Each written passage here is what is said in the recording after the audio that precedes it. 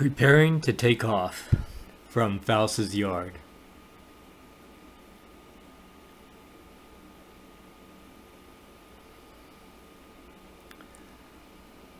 Off to the left is Faust's gazebo that he built 2 years ago. He likes to have lots of cookouts. There's the wood that I gave him. And there's our beloved Eugene Faust Sr. And in the background you'll see his son Joshua, 17 years old now. Faust is very proud of that stove you see off to the left.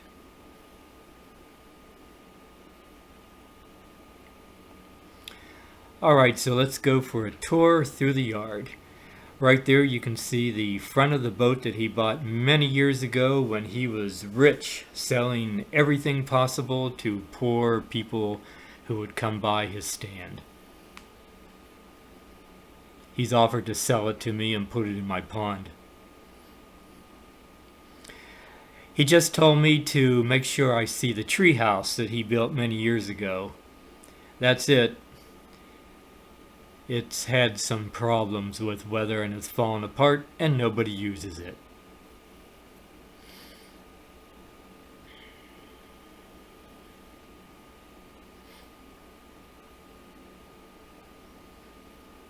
So here we go on the grand tour.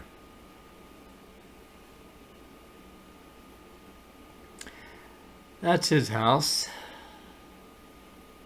yard, his neighbor's house, and the starboard side of the boat. He says I can live in it if I want to. I'd be afraid of all the insects and mammals that crawling around. Another view of his house.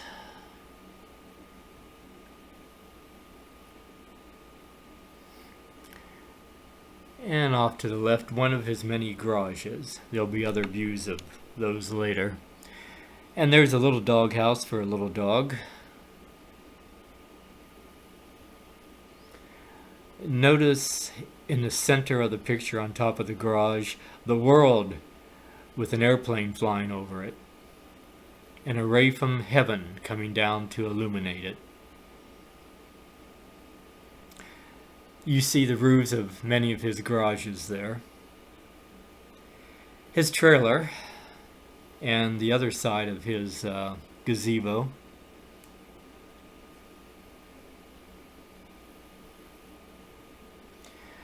That green car is Josh's new car. The gray vehicle is a Honda SUV.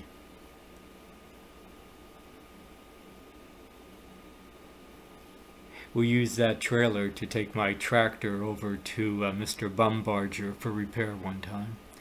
And there in the middle is his enclosed trailer. That's what he uses to take merchandise to flea markets. That road you see there leads up to my house, top of the road, top of the hill.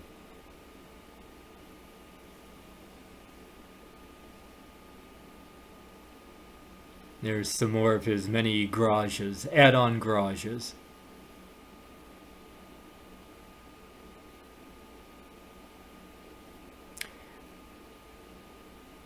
We are now preparing to go to altitude. First altitude will be approximately 150 feet.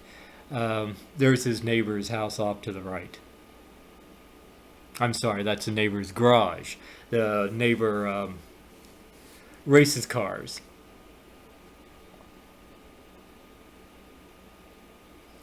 I'll do a narration at 150 feet, then we go up to 310 feet. I'll do another narration. So those are Faust's neighbors.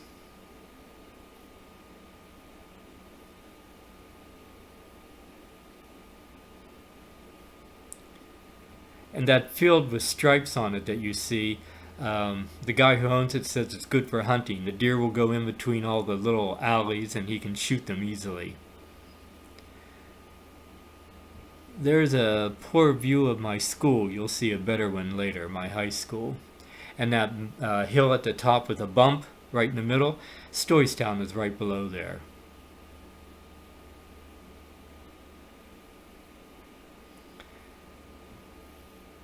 Unfortunately, peak colors uh, happened a couple days ago. That's a Rosenbaum house that you see to the lower right. And that's a road that leads up the hill. We'll have a better view of that later. More of Faust's neighbors up the hill from him. Okay, we're going to proceed up to 300 feet. And if you look at the upper right, you'll see a white house and a red building. That is a house in which I was born many long years ago. And the red building is where Mother and Dad kept the tractor and slaughtered animals. You'll notice most of the leaves are gone. Too bad.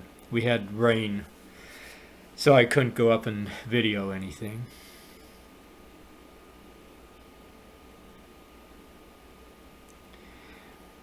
And straight ahead is almost at Carla's house. Not quite. You can see the road there, probably a couple hundred yards away from Carla's house.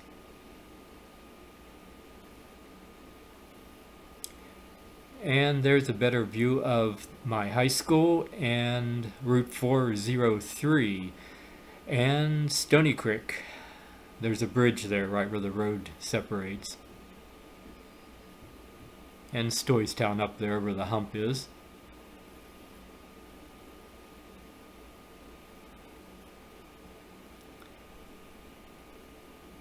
That's a Rosenbaum house you see there buried in the woods. One of the Rosenbaum family. Now there's the Rosenbaum farm up at the top. You can just barely see the silo in the barn. And there's the road leading up to my house. The red roof, Perry's sister used to live there. The house right above that, the red house, that's where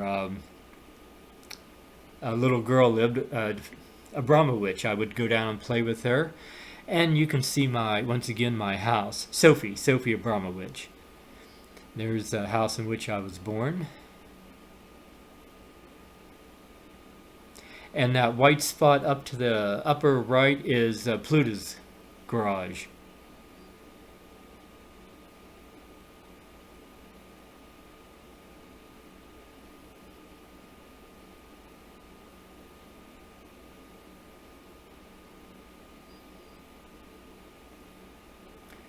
Alright, we're coming in for a landing now.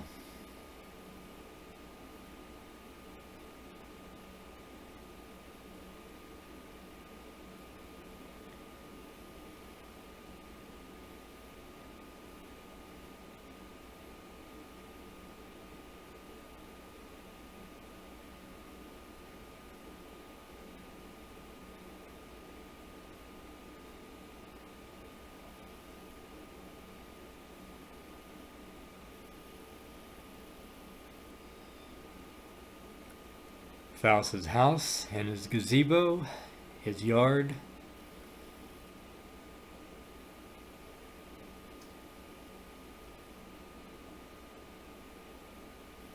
Oh, under that blue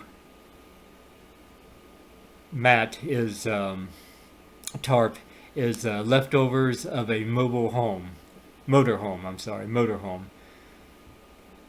His son Eugene ripped it apart, took what he could into the junkyard, left the frame there for Daddy to worry about.